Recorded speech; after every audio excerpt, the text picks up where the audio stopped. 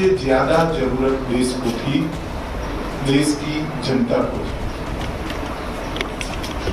और उस वक्त स्वधर्म और स्वदेश और स्वराज, इसकी बात करना और इसके बारे में चेतना को जागरूक करना, इसकी नितांत जरूरत थी। तब स्वामी प्रणवानंद जी ने भारत सेवाश्रम संघ की स्थापना की और इतने सालों तक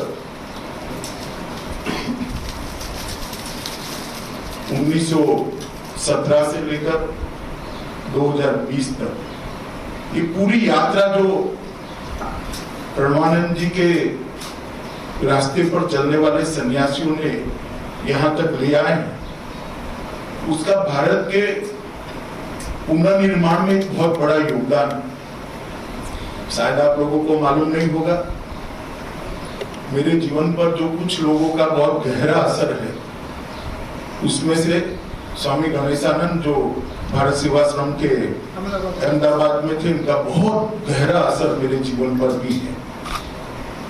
उन्होंने, मैं जब युवावस्था में था तब एक सेवा कार्य के अंदर परिचय आया, आना जाना शुरू हुआ और फिर मैं बार बार भारत सेवाश्रम संघ के आश्रम रोड स्थित मंदिर के अंदर जाता था। उनके पास से मुझे प्रणवानंद जी के जीवन के बारे में, उनके उपदेश के बारे में, उन्होंने दिए हुए लक्ष्यों के बारे में ढेर सारी जानकारी मिली। तब मैं आश्चर्यचकित हो जाता था कि घोर अंधकार के युग के अंदर कोई सन्यासी इतनी स्पष्टता के साथ देश और धर्म दोनों की सेवा एक ही है। अभी देश की सेवा प्रथम कदम पर करने की जरूरत है, इतनी स्पष्टता के साथ कैसे सोच सकता है। और मैं मानता हूं कि उनके बताए हुए रास्ते पर भारत सेवाश्रम संघ ने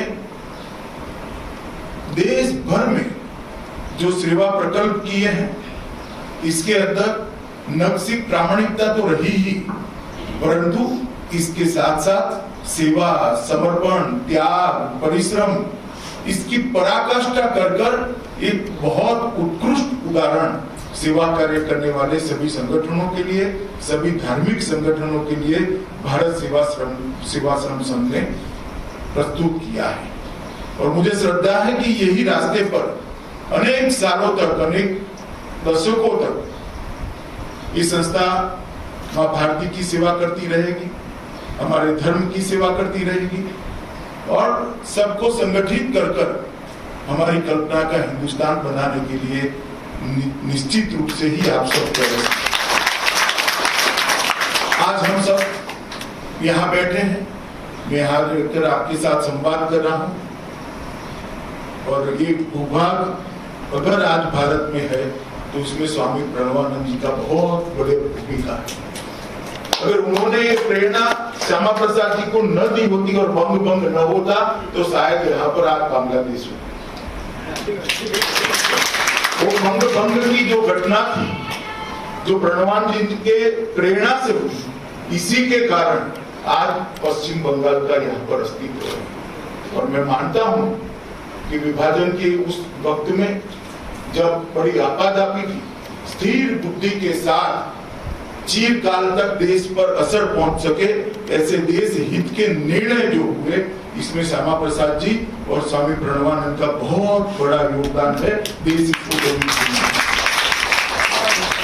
और मैं आज भी मानता हूं कि इन्होंने स्वधर्म और स्वराज की जो बात करी थी, वो तभी पूरी हो सकती है जब उनकी कल्पना के भारत की हम निर्मित करें।